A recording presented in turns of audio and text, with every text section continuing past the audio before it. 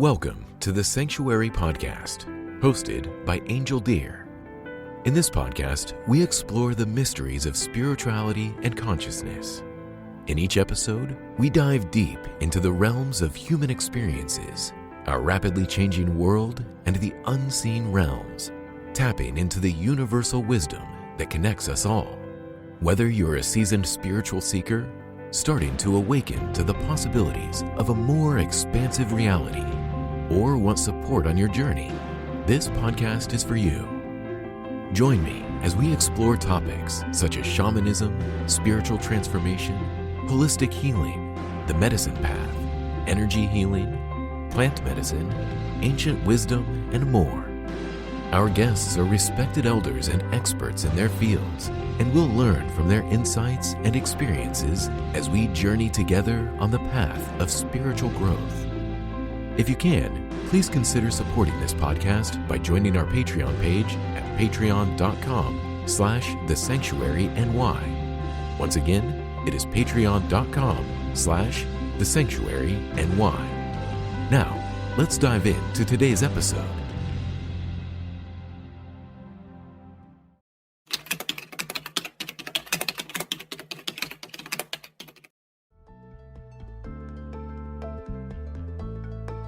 Hello everyone and welcome. Zelda, it's such a pleasure to be with you. I'm really glad we could connect today, and I'm very much looking forward to having you come visit the land and bringing your skills and your wisdom here. So Zelda, when I was reading your bio, I'm always interested to hear a little bit about the story of the people that come, speak with us and connect with us. So I don't like to read bios because I feel they're kind of artificial. I'd like to hear more, from you. If someone meet you and say, hey, who are you? What are you doing in life? So what would you say? And I'm going to let you introduce yourself in the way you want and what you wish to talk about. Big welcome. Thank you. First of all, thank you to all the people that are here, and also to you, Angel.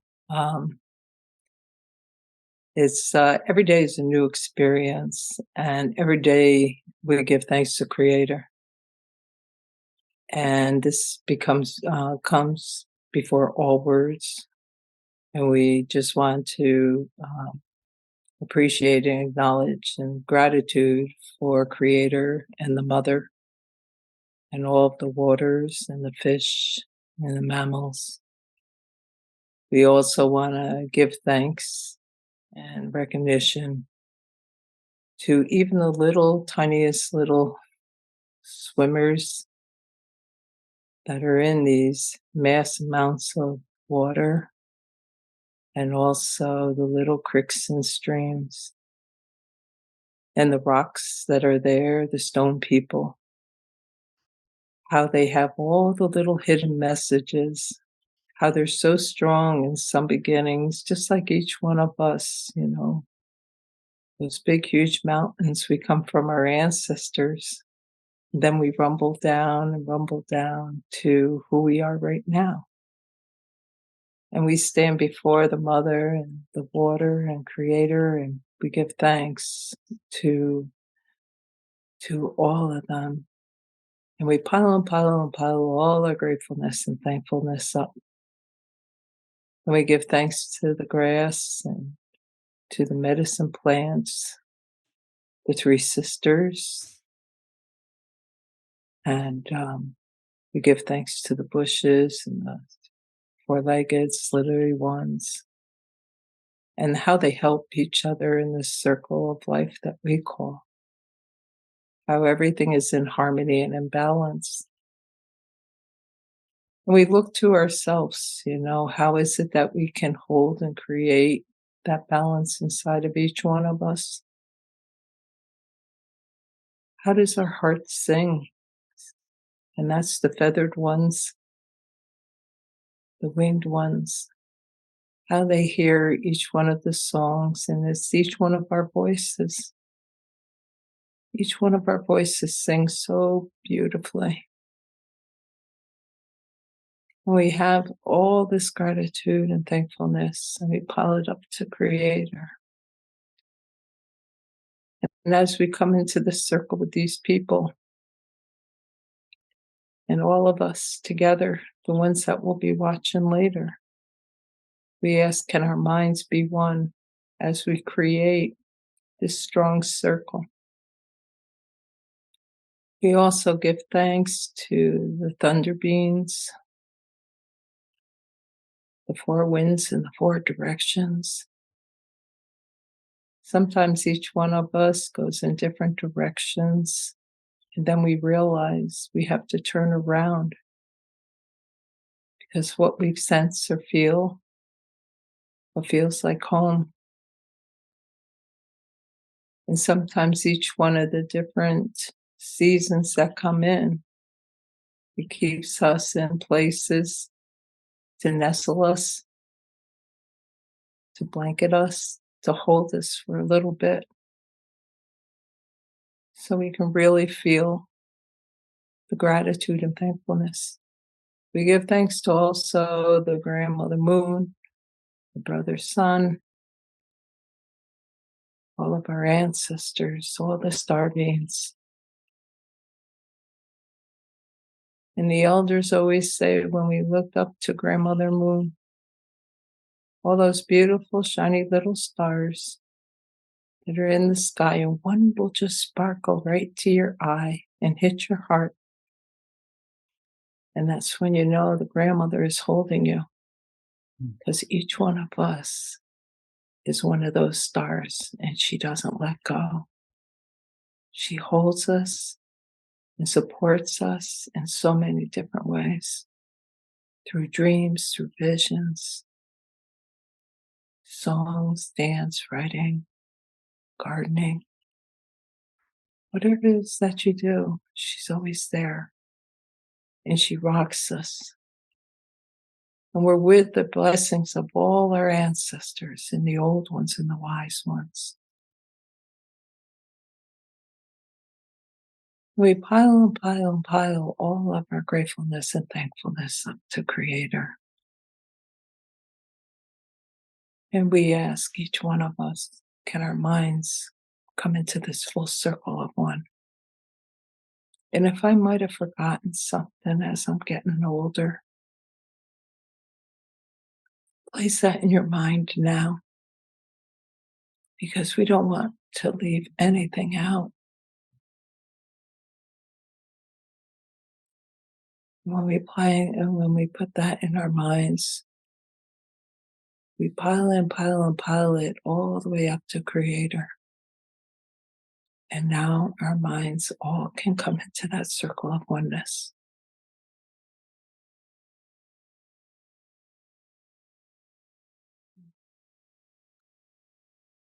So go, everyone.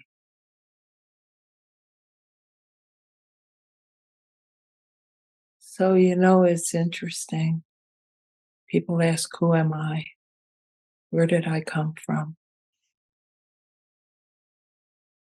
I was raised with the Haudenosaunee people at a very young age. I am mixed blood, but yet I dabble in all different cultures because there's all these beautiful flavors of everything. But the Native American culture has always brought me back home. My family's up in Kahnawaka, Canada.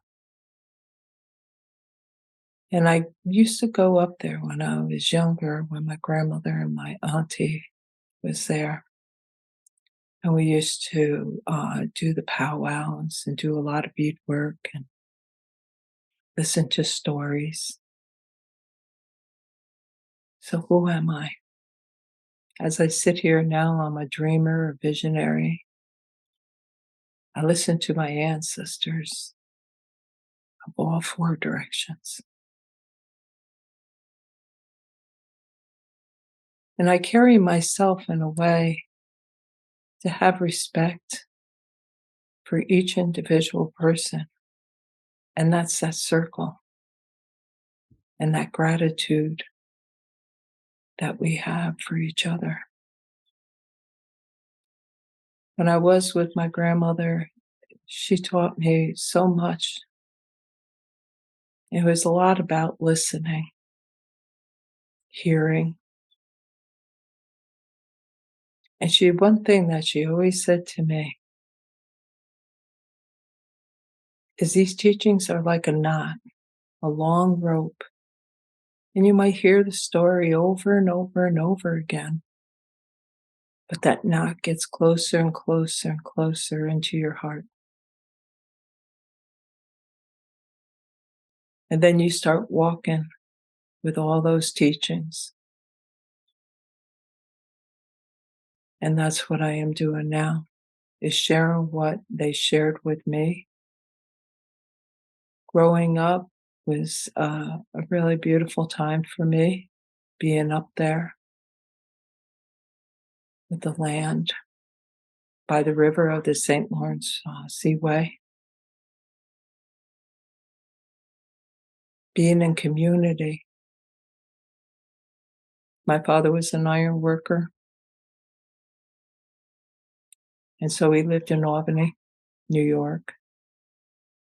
And so he and all of our people came down and built many, many huge, tall buildings in the Albany area, Lake Placid, New York City.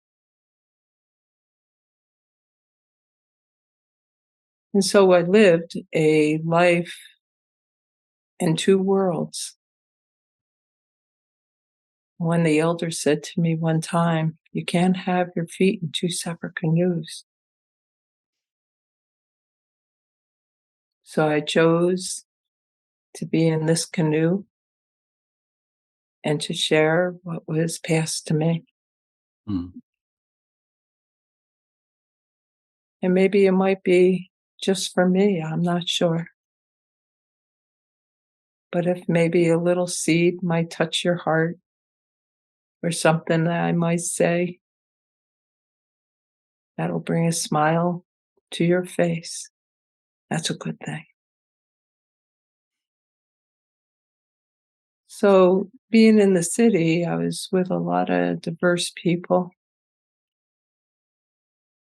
And even though Albany's not that big as New York City, but people always ask me all the time, "So is it New York City?" I'm like, "No, it's small Albany, we would call it." But, you know, there was many cultures there, and I loved them all. I love being with them all. I wanna know what you know.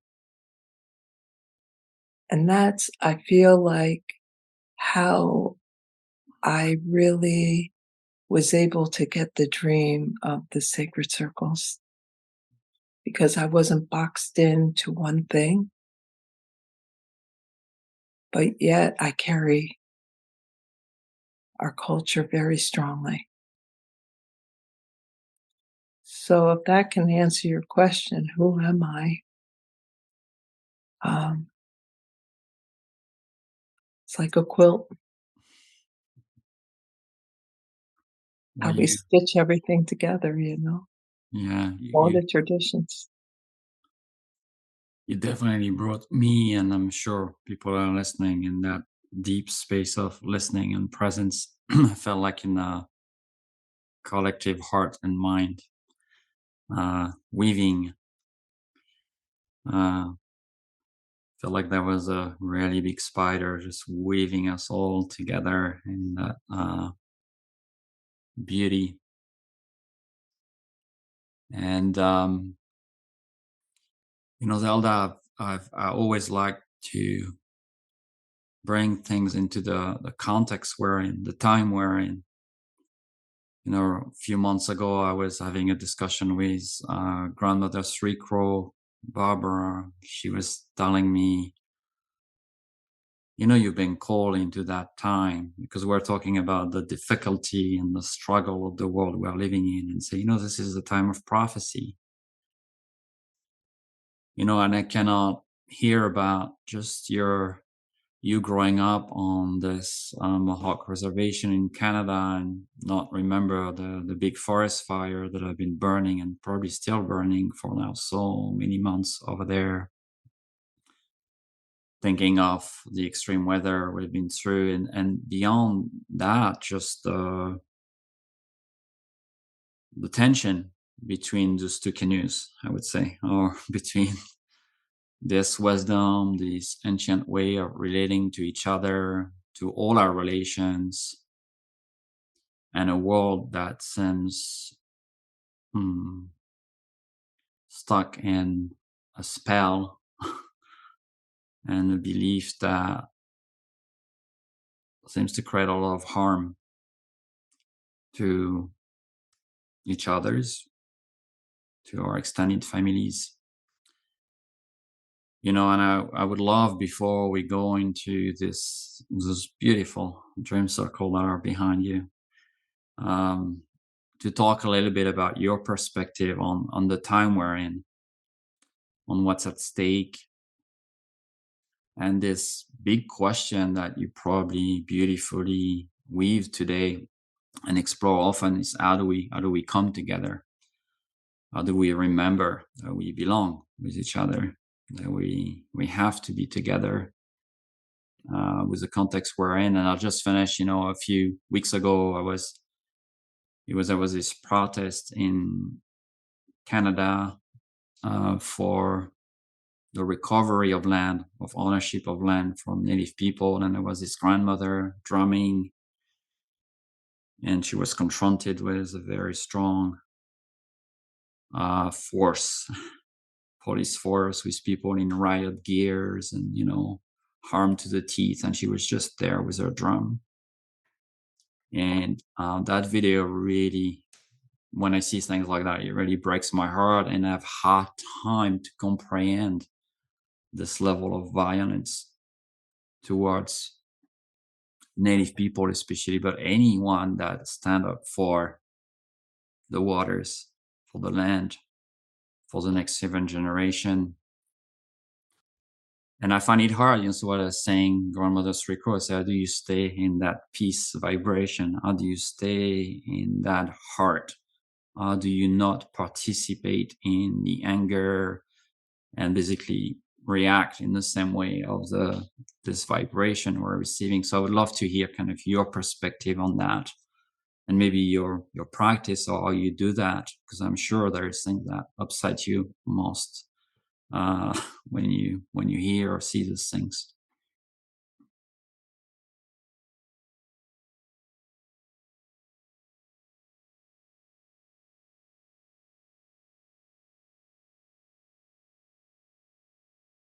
It's like, how do we stand in the world and how do we stand with peace in our hearts when things get confronted so strongly and comes in not in a peaceful way? Mhm. Um, Grandmother Three Crow is a very dear friend of mine, and she shared a lot of the prophecies with me and the dream that uh, was come through for me to help humanity heal in some way. And for me, I hear all of this and I just hold prayer that we can get through the other side and not to go in with the anger. And sometimes it's so hard because we can be a little spunky and, we might get a little flared up, but we have to really stay centered. And for me, it is the practice um, of holding that space as much as I possibly can, because there's other ones that possibly can't do that. So if I can stand in that place of holding the peace as much as possible, then others will have that support to calm themselves back down. It's like they come back to remembering. And I feel like as much as what is happening, because I've been to a few of the water ceremonies, and very touching, to be in that presence and to um, love the spirits of the water and what the water is doing for us. And it really is, well, I shouldn't say is, it really touches my heart when we have all that love that goes into the water, and then on the other side of the polarity is destruction of the water. And so, where is it that we are in our lives? If we can see the two sides, if we could see those two sides, then we can hold strength in the side that we choose to be in. And I'm not here to say if it's right or wrong or good or bad on them, because then I would be in judgment, then I'm going to be falling into their shoes. So I can just only take care of myself and be in the presence of them and just hold that space as much as I possibly can. Um, and and maybe you have like a little group with you, and we just stand around in circle, just holding hands and just holding that prayer that maybe one of them might feel that part that will recognize within themselves to wake up a little bit. And we have even seen where, at times, the violence of some of the people, all of a sudden they stop and they go to their knees, and they are like, they recognize what we're doing. So, as for the prophecy, each and every moment we create from that. I don't want to go into the future of what it's going to be. It's like, what can we do now? What can we focus on now and stay in the now, where we're able to be present instead of getting caught up? So when we are here together and we're sitting here together and we're hearing this podcast of what do you feel?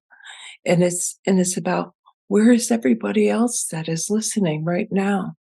What do you feel about it? What is anger? Is anger coming up? Is violence coming up? Or are you going into the prayer of it like it's wrong? They shouldn't be doing that. Do you know what? It gives us our eyes to open, our ears to clear, and us to be more stronger with the boss, our creator. And the more that we are able to stay in that presence, that strength, uprise our hearts and our relationship in that strength, then we'll be able to have that capacity to hold that compassion just a little bit more.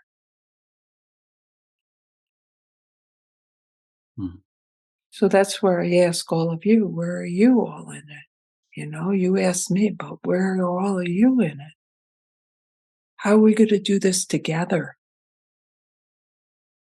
I don't want to fight. I'm not here to fight.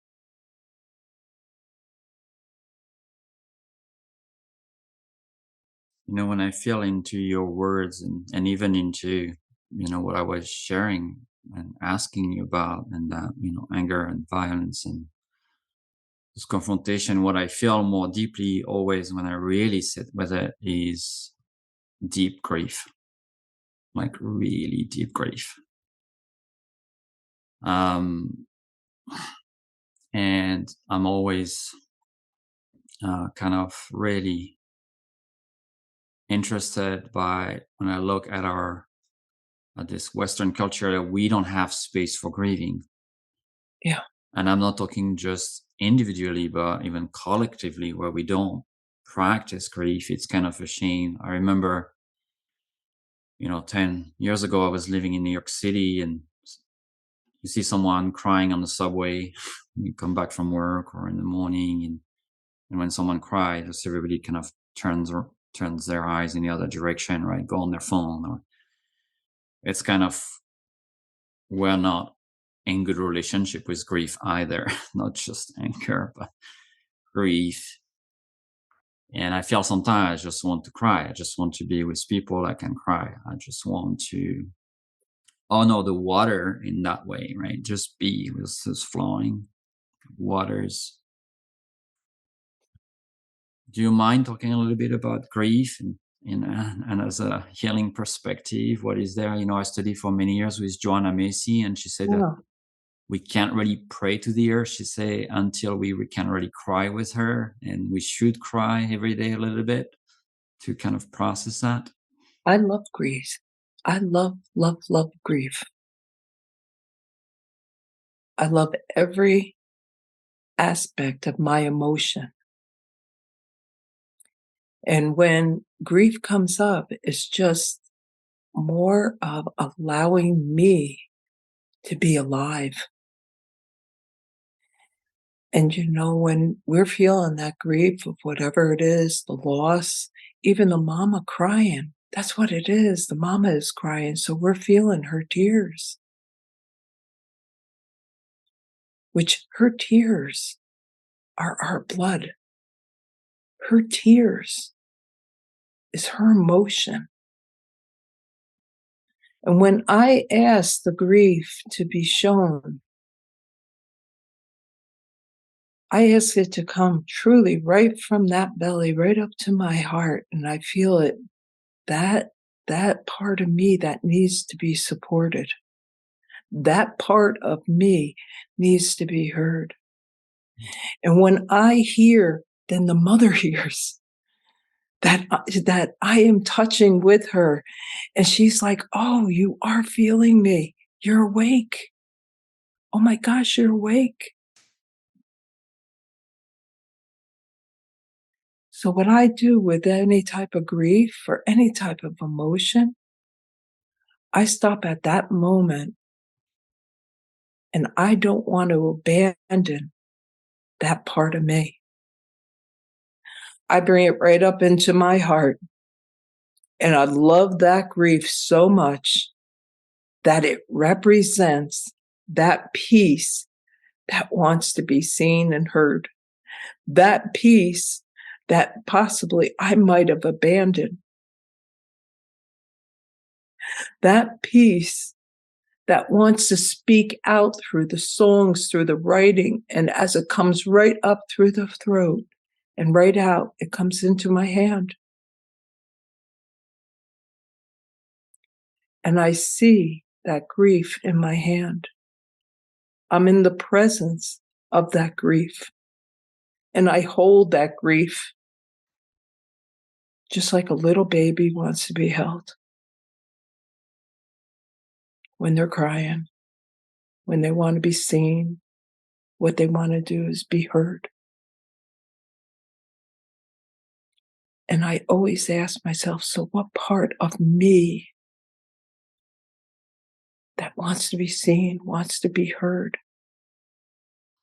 And I love that part of that grief. And that's how I walk through it within my own, because when I am holding that grief, I'm supporting myself, and I'm supporting the mother, and I'm supporting everyone that is going through it. Because my veins, my blood, my threads are connected to the full consciousness of the whole. So when I breathe it up and I hold that and I'm in that presence, I'm being conscious of everything, not just my stuff. This gives me the opportunity to hold the presence for all. And I breathe that in, and I love that part of me, and I place that instead of taking it and putting it out there. I take it and I bring it back into my heart, and I am going to love it that much more. And then I ask myself, what is it on how I can express this grief, whatever way it is, that I could purge it out into a creation because our hands, our Creator's hands, that creates all that is. Our conscious mind brings us into sometimes the illusion and the stories and the programs. I want to create from that. I want to create from that heart when I place it in there. I want to know what they know. I want to know what this part of my emotion wants to express. And that's how I work with grief. Mm. Thank you for this. Yeah, I always feel that the best way I move my grief is often just starting to sing with it, just picking up my drum and giving it a place, a form, and a power, and a movement. And in fact, those songs that comes out very often are deeply healing. And I guess, it's one of the way, right? We can create something out of it. I mean, maybe writing. I don't know if your dream circles or some part of it also are a way for you to process that. But before we go into them, the other day I was praying on the land and just reflecting on the work that we all doing, and creator is like, you need to dream more, you need to dream bigger, it's not about doing and creating yet, but you need to expand the dream. And in the tradition I've studied for quite a long time now, and the elders I work with in Andean cosmology, the waters are very connected to the dream state. In fact, they say that when the water really flow, we have those very vivid dreams. And that's why when we sit near a body of water, nice running creeks, we kind of daydream, we can get taken by those waters. And then I look at the world and I was like, oh, maybe we're forgotten how to dream. We don't really dream anymore. It's very limited. So, and I kind of want to use that as a transition into the Dream Circle projects and how that came about before, telling us more about them. But can you talk a little bit about dreams as our way to create our lives, as our way to create a new world, even, right? To create a new way of beings. And now it's kind of the foundation. It's like the unmanifested that will manifest, like the seeds, right? Under the earth, we plant something and we dream into creation. So I would love to hear about your perspective on dreams and working with dreams. And then maybe weave that into these beautiful things that are around you, and how that weaves into that. Dreams. Mhm. We are the people the ancient ones dreamt about. We are the hope for the future generations. We are the weavers and we are the web. We are the mystics, the healers of the night. Whoa, hear our call as we dance through this life. Whoa, hear our prayers as we make it turn out right. Dreams. Let's just take a deep breath.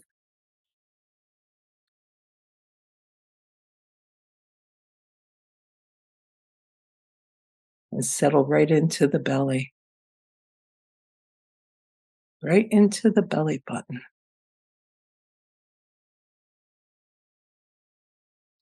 Into the belly button is the cord to our star beings, to our ancestor, the old ones and the wise ones. That is where I tap into. A lot of times I just rub that little belly button and just give thanks, because this was the cord that brought me here, on how I chose to come. When we try so hard to go in, all right, I want to be a dreamer, but possibly, we are that starlight. If we ask that starlight to come in, And may we be all possible to open our hearts to the gifts that Creator you gave us, to open and expand instead of a want or a need. Be in the presence of that beautiful starlight of where you came from and travel to there. And I always write down my dreams continuously because my dreams is actually the stories. And I read sometimes the dreams, I'll go back to them, like a week, maybe a month later, and I'll be like, oh my gosh, this is what's happening now. And I'm like, oh, so was it a dream or was it the vision? Hmm. And sometimes we can get into a dream state, and all of a sudden the dreams will start going into stories. And then we want to create this, and we're going towards that. What are we doing? We start controlling the dream. So I always drop my mind into my heart, give thanks for those beautiful patterns of what I think that I want to do. And then I go back to the belly of where I came from. And I always ask, these are everything here that I can do. May it be the songs, may it be gardening, may it be whatever it is that you love to do. And I just place everything all out. And I go, so what is it that you want me to create from you with this vision? Release yourself of uh, the experience of, I want more, to living my life and becoming stronger in my relationship with Creator. Because the more I feed Creator and that strength and that relationship, you hear, you see, you speak, and your mind goes quiet. And it drops right into the heart, because that connection to the heart is where Creator is now allowing you to come into the heart, and the mama in the belly comes up to the heart, and they come together. And what do? They go and they kiss that beautiful child that you are. Hmm. That beautiful child that we've been yearning to be seen, to be heard, to be loved, and see the expression. That's what touches me so much. That's what touches my heart so much. And when I could be in that presence with the mother and father and hold that and know that I am loved, I am this little child, all the dreams, visions, connection, awareness, touching, sensing, feeling, hearing, tasting. You feel it. You taste it. And then you become it. You become the dream. And then you know what? You are the dream. You are that dream. And if it's a little confusing in any way, it's okay, because it's just a different way of looking at things. And it's only the way that I know. I can't tell you how to do it on your end, but this is the way that I know. And this is how I have my connection. And what the beautiful thing is this vision of the sacred dream circles.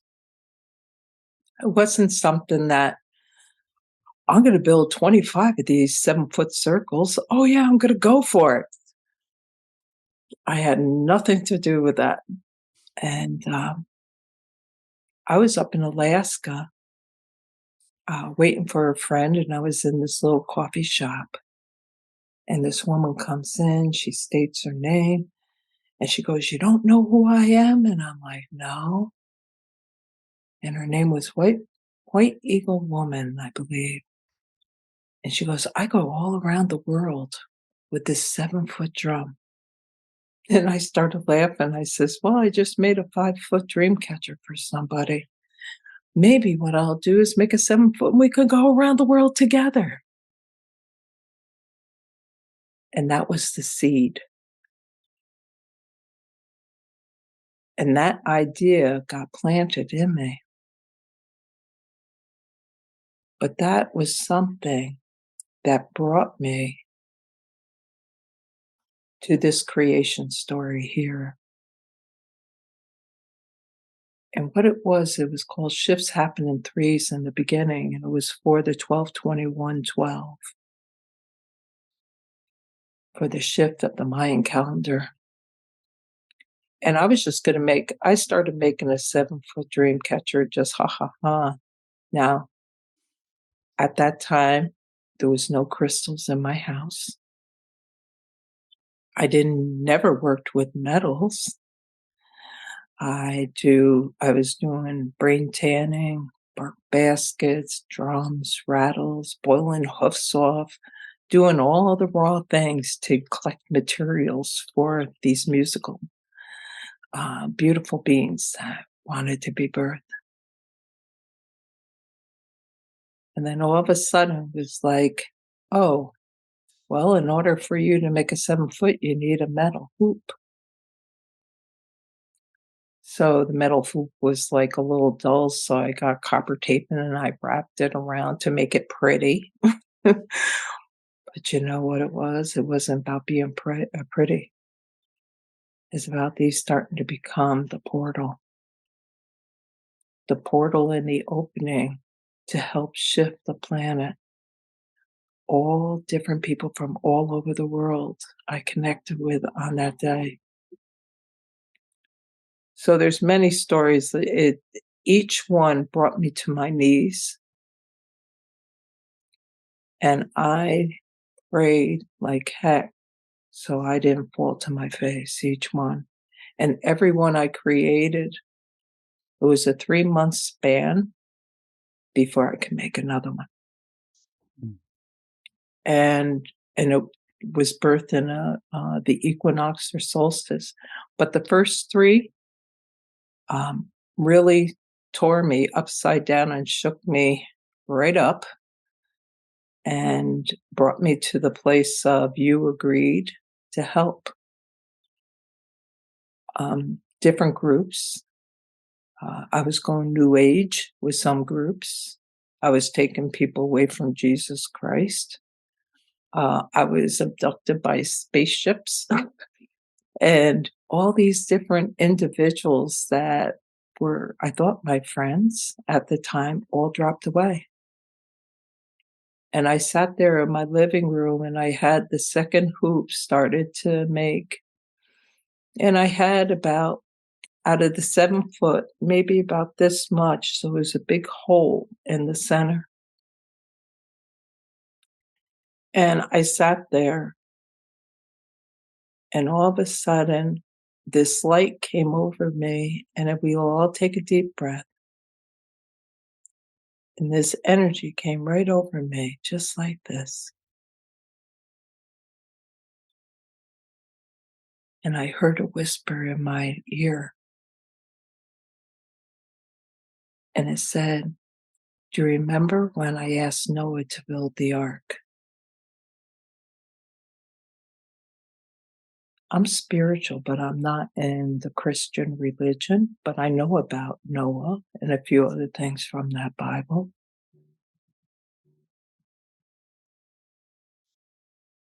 And here I am, sitting there. I stopped crying, and the hoop that was leaning up against the wall with the big hole in it went just like this. and hovered in midair. I got up and I lifted it up, put it back on the wall, and then I just started weaving. All this information came in. And that second hoop was the heart. The first hoop was the vehicle to get me to the heart. And then the third hoop was movement, which had the drum in it and had a spirit person in that drum. And it's in the center of that third hoop. And that third hoop was movement. When we created that ceremony back in 2012, 12/21/12, all these different people from all over the world were praying. I set them up in a triangle. And at one point, we were toning, we were singing, and my body lifted right up and I heard drum now, which was in a round sanctuary with a dome. And in December, up in the Northeast, it's really cold out. And 3 of the doors flew open and they were locked. They were like, whoa, but we shut the doors and they flew back open again. And I have a picture of this blue streak coming right into the center of those hoops and collected that energy. And that's when I knew this is way more than I thought it to be. So that was in December. In May, I heard you need to quit your job. And at the time, I was 55. I ran my whole house with myself. So that wasn't like something on my bucket list to do right away. But again, within 3 days, I was just curious. I drove school bus for 26 years. And I was really starting to like the school bus after a while because now I'm starting to play the kids. I'm like toying with them, messing with their minds a little bit because that's what they try to do to you. And I was in Albany at the time and I walked down to go get lunch and there was the New York State retirement. I walked in there, make the story quick, asking different questions, da-da-da. I told them I was on a field trip, da-da-da. I only have 30 minutes, da-da-da. And she gave me the 2. She says, oh my gosh, you just turned 55 a week ago. And you have about 26 years in. She goes, you can retire. I went, oh, great. And I was like, so she gave me the money, what I would get, and here we are. I was like, oh, thank you. And she goes, all right, we'll sign here. And I did. And she says, so when you want your first check? And I went, did I just retire? And I did. I says, how many days do I have to return this back? I don't think I could do this now. And she says, you have 3 days. 3 days. Mother, father, child. So I walk out of the building. I'm going to get lunch. I said, well, Creator, you better start creating. You better prove to me that you got my back if I'm going to do this. And I went into this shop and something that would have cost about $12. They says, oh, it's a special, $1.99, and you get this and this and with it. And I'm like, so you're telling me it'll be $1.99? She says, oh, no. It'll be $2.13 with tax. And that's when I walked out and I went, okay, I'll do this. And that's how the Sacred Dreams Circle project started. And now I sit with 25 of them. In the beginning, just recently, after 12 years, 13 years now, I've been working with this, and every one is for a different culture, a different expression of an element, the fire, the water, the earth, the air, the animals. One of the elders looked at me and says, "You created the creation story." And I was like, "Wow." So every time one of these that I would see a vision, it wasn't a dream. It would come right in, and you got this many days to make it. And I would make one of these, I would just lock in between 3 and 5 days. Mm. It's all the help from my little friends, my padres. But each one is what I have been doing is weaving the webs and all of the holes that are in the full circle of life, in those webs that are split or they're broken or they threaded apart but dangling. Every time I took the threads and I just sang and I just prayed and I just wove, and every one was an experience. So you have And like 25 of them now, you said, right? 25. yeah, so the first 21 finished at uh, in 12 years. Um, what a grandmother stood by my bed and said to me, "You have now created the 21 Council of the Blue Star." I even had to look it up because I didn't know what it was. And what it is the Hopi prophecy of the New World. So that's the 21. Now what is happening is these next 4 that just came in and the equinox is Sky Woman coming down, replanting the seeds, and, in the creation story, it's about the twins. So you have that polarity again. So bringing in, the weaving of the light, to weave that in, and to bring in the balance of the roots of the darkness, where we lay all of our weapons down, lay all our weapons down. And where we come back to that seed of why is it that we are here? It's not about being successful. It's about being together. It's about unifying. And I don't know if it's going to happen in my lifetime, but I know that I'm leaving an imprint of some sort. Mhm. I have nothing else to do. I'm retired.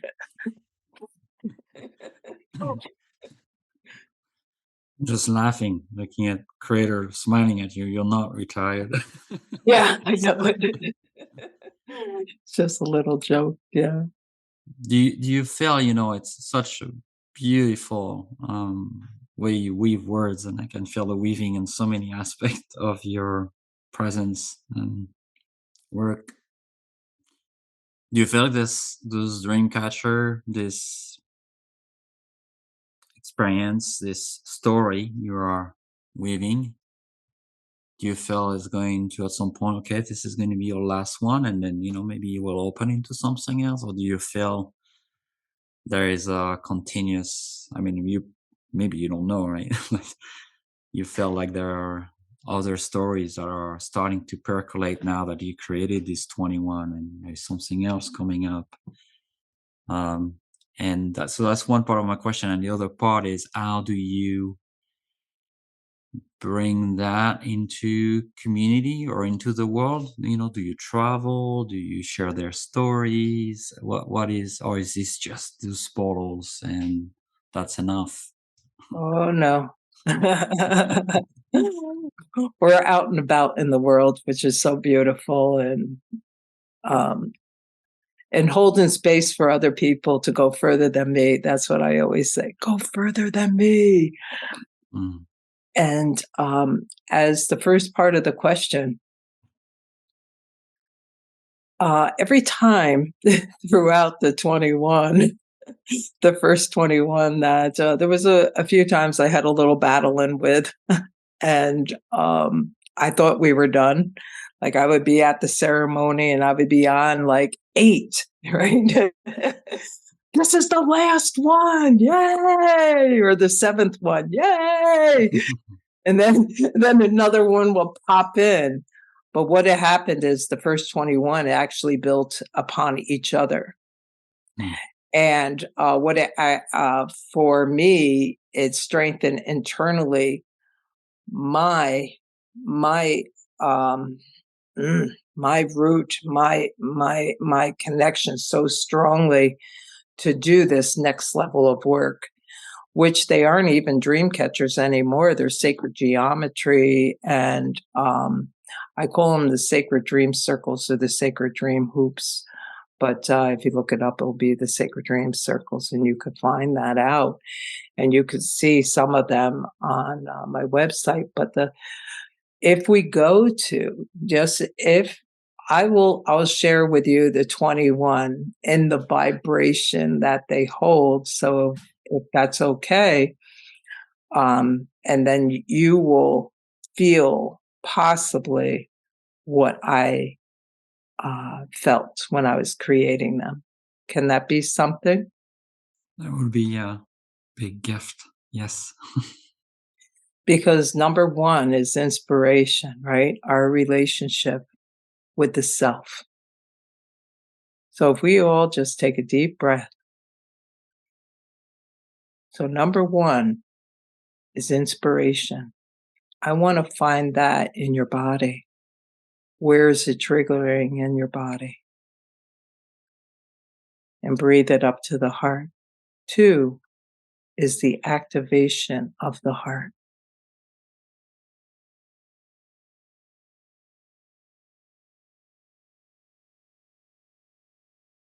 3 is movement. It's the wonderment. It's where do we go from here? Now that I have this inspiration and I love what I love to do, a lot of people just hold it in their hands or put it on the bookshelf and say, I at least I got this far. But you have this urgency to express it through your voice of whatever way or through your hands, whatever way. And it grows bigger, bigger, and bigger, that it overtakes your whole body, this expression of inspiration that was gifted to you from that seed, that beautiful seed. The 4th one is healing the waters.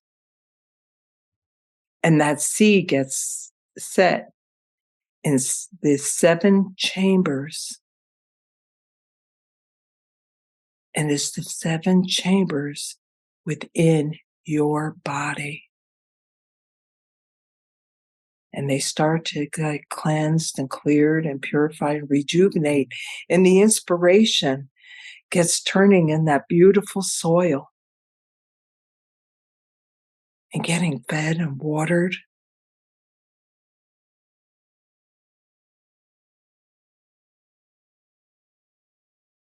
The next one is where the angels come down from, Creator, to support all of us and all of our ancestors, to surround us and be with us.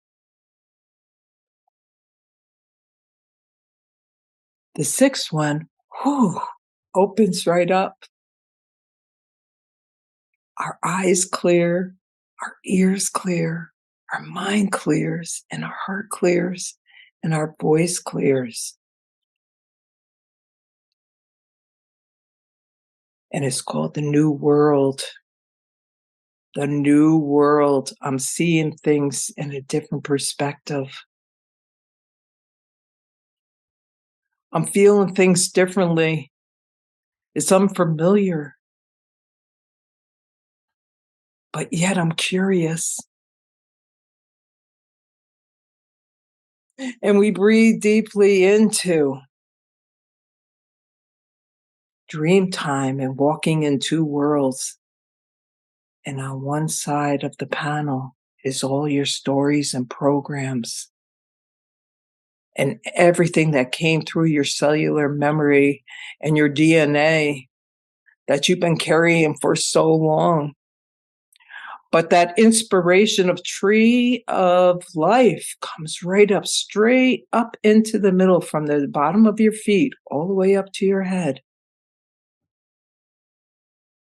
and shows you that new world in the middle. And on the other side is all of the inspiration and the gifts that you came in with. And what perches on top is an eagle. And it actually has a Herkimer diamond from grandmother. And she asks each one of you, I have your inspiration. Do you want it? I have all of your potentials. Do you want it? And you answer to yourself, do you want it?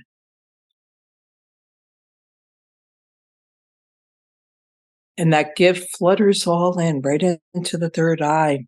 And it drops right down through the body, like your saliva going right down your throat, hitting every cell to remember, to expand, to experience those gifts of love.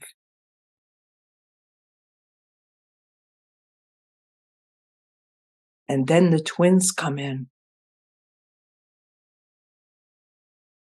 The 9 sacred chambers,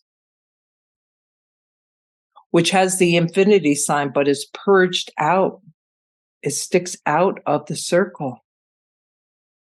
And that's that part of you. Do you want to stay back and be in the comfortable zone? Or do you want to move forward?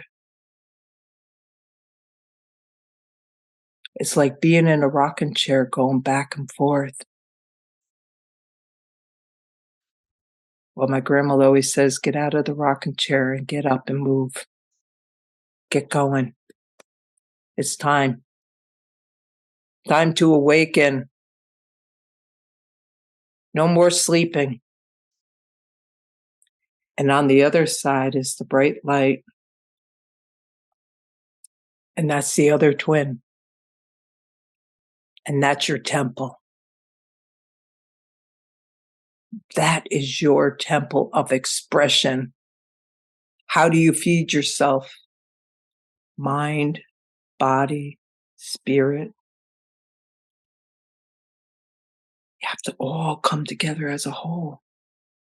And that one there has the infinity, and it rocks back and forth and back and forth and back and forth to give you that fluctuation of balance. So when we go off a little bit, we get pulled to the other side. Off a little bit, we get pulled to the other side, so we could feel those both sides so sweetly. And then we have the chalice, which opens ourselves completely up. Our mind meets the mind of Creator. And this beautiful vessel of this cup gets filled completely up with the knowledge, not the stories or the programs, but the knowledge.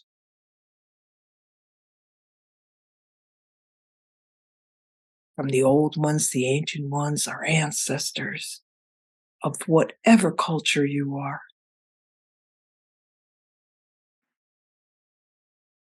And before we go up into the star system, the gatekeeper's there that holds us and says, we got your back.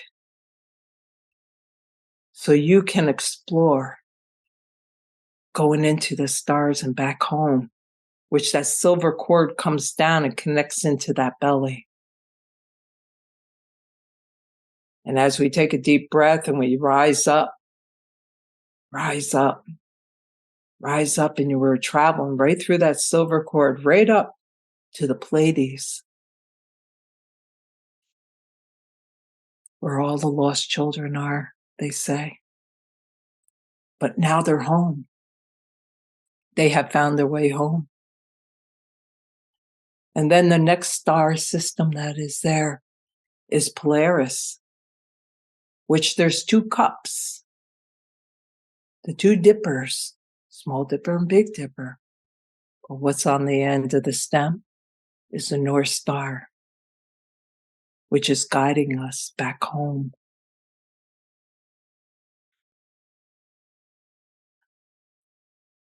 But my grandfather always said, in those cups is where the knowledge is and all the teachings.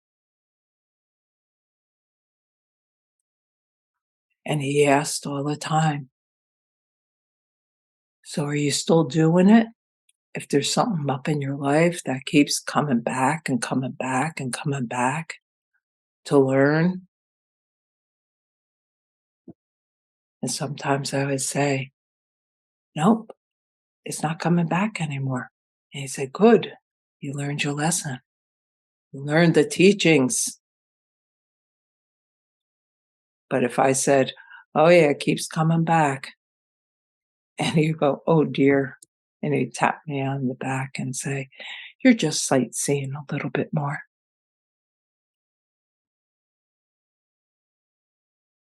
So there's no right or wrong. It's just all of us on this journey.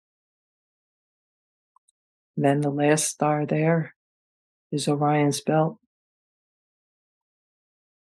which pulls back the bow and sends it out. That inspiration that is inside of you out into humanity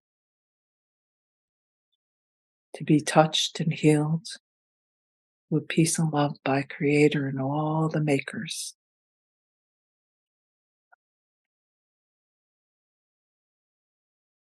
And not only it helps humanity, but your insight of your healing becomes alive.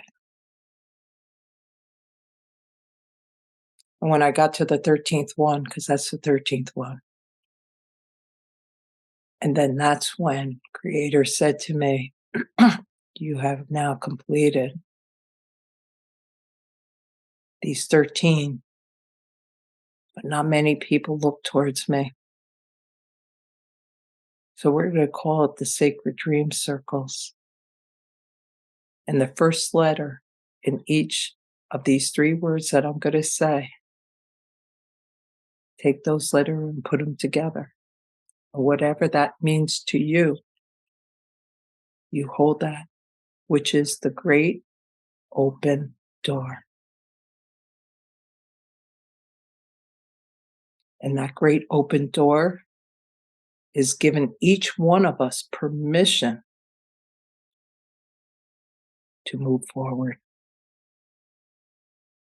And do you accept it?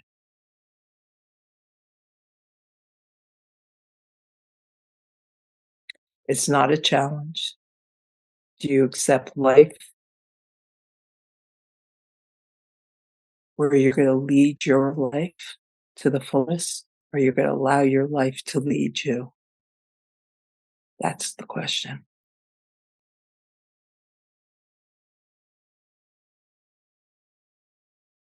And then there's many more down the road. But that's the first 13 anyway.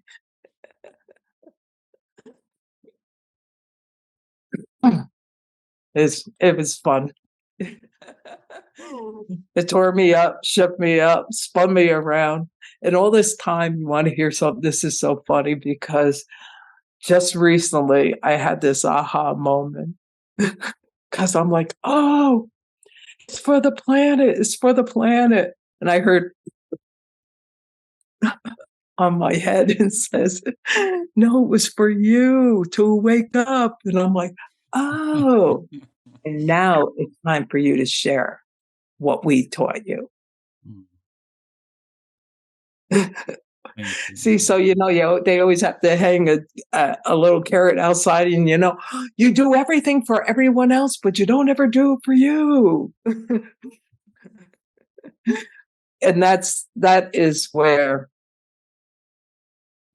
I had to realize how much I love me and how much I support me. And through that is when I can support humanity.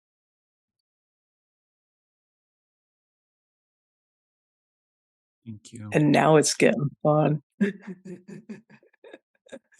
I definitely, and I'm sure everyone that is listening, traveled uh, far and wide and deep. So this ceremony together this time.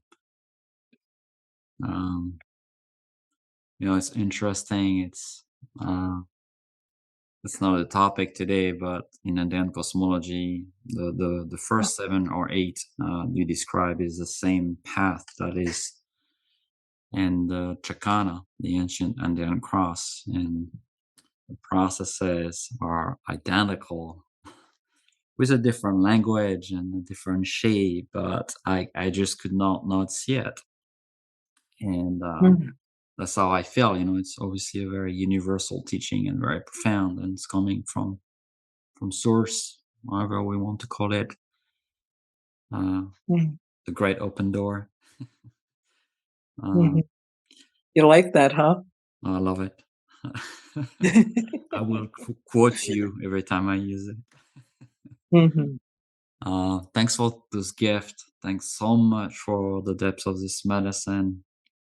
There's so much I would love to talk about, but we're coming to the end of this and this moment in time together. But you're going to come here soon on the land, and you're going to come teach us how to dream our rattles, Mhm. dream rattles into beings. And also, you're offering a second workshop, which is how to work with drums and rattles in healing modalities and how to use them. So, yeah, I just want to give you a little bit of space if you want maybe to talk a little bit about it. And obviously, that podcast is going to be up for many years.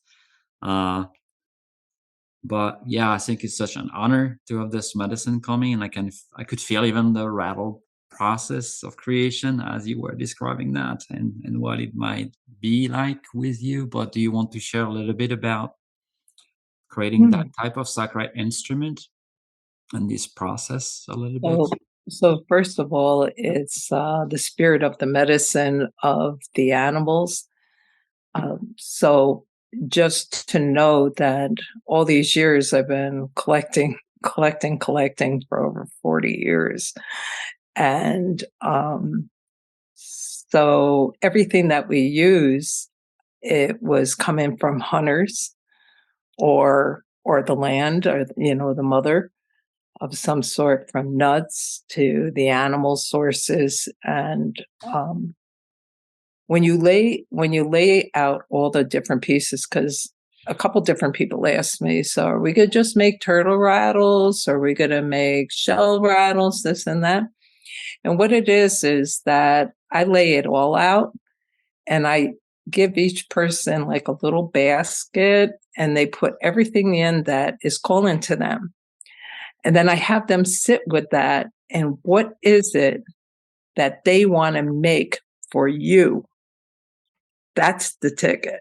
You're not going to go in there saying, I'm going to make this, because the more that you can connect with the animals, that medicine will even help even more, because now you're building that relationship and you're touching on every part of the experience, from the animal being alive to the sacrifice of that animal, or the nut. That little nut was hanging from a tree for so long. I saved it from a squirrel. What can I tell you?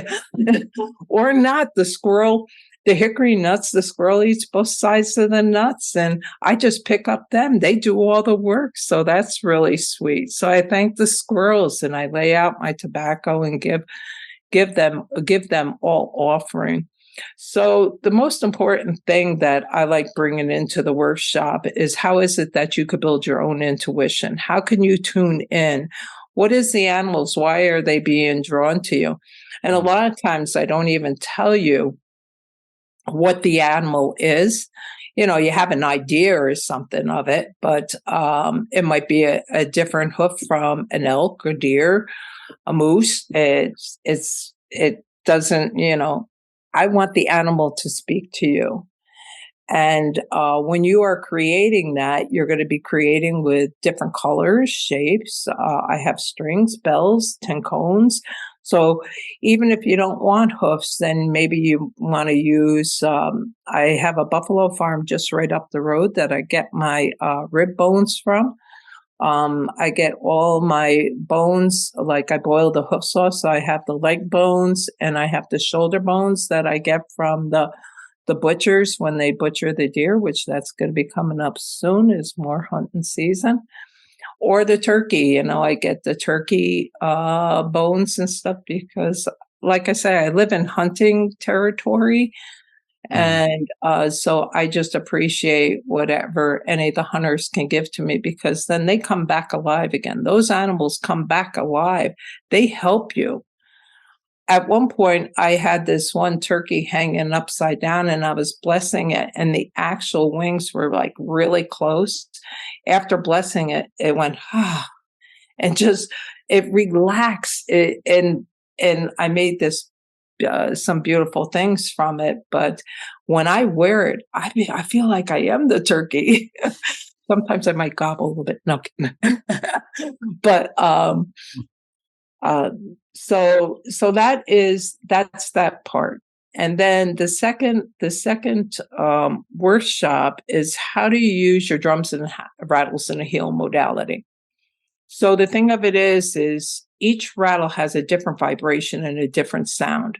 When I will show people, and I could show you, or you can actually integrate the vibration. So it depends on where you are in your path, because some people just sit there and say, "Oh, that's nice," or people go, "Wow, I really feel it in my body here." So I like to detect where it is in the body. And then from that point, we do a washing, and then we share with people how to use them through what I just did. First of all, it's like a clearing for everybody, because when people start using the rattles on each other, everybody's cleared. So you're not picking up on any other stuff, or you don't have to work so hard to help that person release. So that's the second part of how to heal with the medicine and the rattles. Did I answer that? Okay. All of it. Yeah. Okay. I'm really excited about it. I'm really It's looking fun. forward. Uh, yeah, I can just feel all your medicine weaving into all of this, and it's really beautiful. Um, yeah, I look forward to having you here um, on the land, and yeah, connecting. So I wanted to thank you, Zelda, so much. Thank you to everyone that was here live and people are listening to this recording. And I always like to leave the closing, the last prayer, or the way you want to close the space, to my guests that are here. So first, I thank you. Mm. Thank you, your ancestors, your teachers, your people, your land. Uh, Everyone that is involved in this, and far and high and broad and deep, because I could feel a very big family there, and it's really a blessing to experience this with you. Very humbling, and yeah, very deep medicine too. Thank you so much, Zelda, and I'm leaving you the last words. If you want to do a prayer, Mm. any way you want to close. Thank you, everyone. So let's take that breath together, that breath of life, that breath of inspiration. And as we weave as one together through this talk, may our eyes open just a little bit more, our ears open up just a little bit more, and our communication open up just a little bit more. And give ourselves permission that whatever we do, we're doing it for you. Why I say that, the more that you learn to feed you, then you're apt to open your heart even more to help others. So as that breath rises up, we bless each one of you with the wings of the eagles surrounding you, whispering you. And may your journey throughout this time keep continuing. And may it reach out into not only you, but now we reach out into your family. And as the eagle wings expand even wider out into the community, out into the United States, out into all countries, feeling the wings of the eagle spread around the whole world. And as it soars up, the wings even spread more in our connection to our star beings, where we come from. And may the rains of the blessings fall upon each one of us, of all walks of life upon this. Take a deep breath, and you take those blessings right through your body, all the way down, like a little waterfall trickling all the way down, filling every circle, every crack and crevice, all the way down, past your knees, down into your feet, down through the rocks, down through the fire, into the heart of the mother, where you'll be nurtured and loved and supported. And that next breath, breathe it right up through the fire, up through your feet, your knees, your hips, right up into the heart, into that heart. Rising your little child up into that heart, and the Father into the heart, where you're going to be held from this point on, if you choose to, with a kiss, just like that. Blessings, everyone. Thank you. Yay! Blessings, everyone. Goodbye. Thank you. See ya. Thank you for listening to the Sanctuary Podcast. We deeply value your support.